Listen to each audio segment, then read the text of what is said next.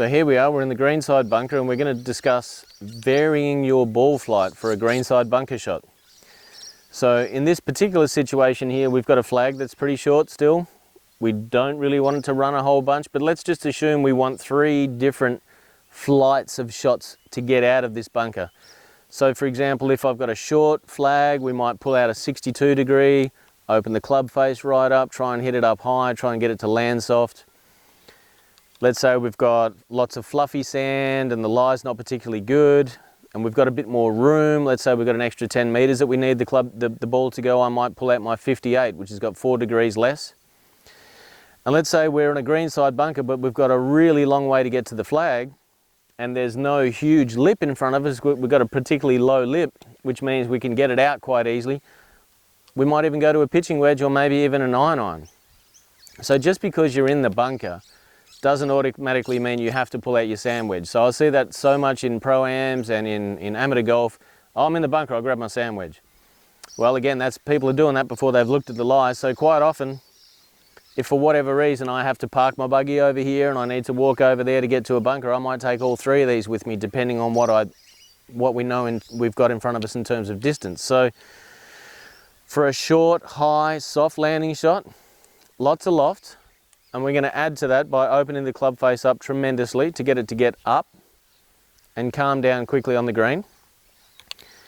We'll do the same kind of thing with a little less loft, which should make the ball go further, but we're not going to open it as much. We're still going to open it because we still want that thumpy noise out of the bunker. That's priority.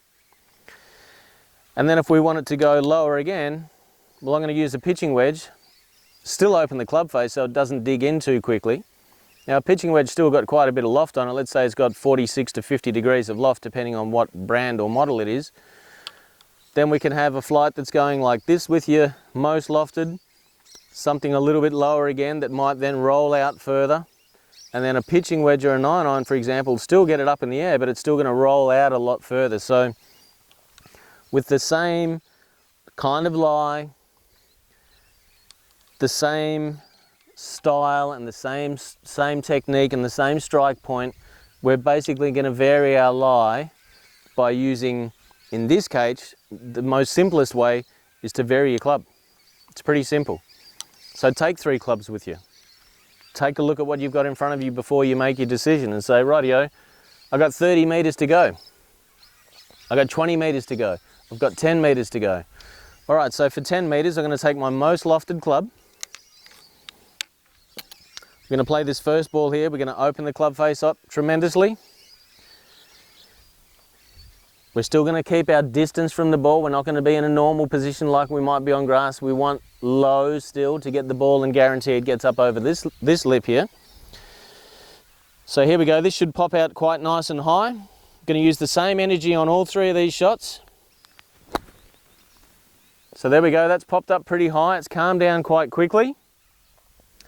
It's only gone virtually flag high.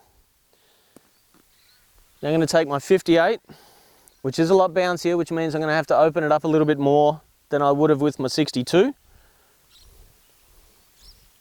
Same energy. It's come out a lot lower. It's nearly gone in the hole, but it's rolling past now because it's come out lower. That's what I wanted it to do.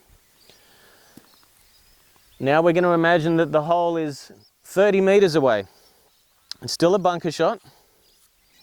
So we're doing everything we've just done on the previous 2 shots, but we're using a pitching wedge this time. Now we need a lot more distance because the club's actually longer. And away we go. We're looking for that nice thumpy noise again. Okay, so that's landed almost on top of that second ball. And it's still rolling and it's still rolling and it's still rolling. So I haven't touched the ball. We've still played a bunker shot. But we varied our height by using 3 different wedges. I hope that helps you and I hope you're more consistent and I hope you look at the lie before you make your choice of what you're going to do with which club.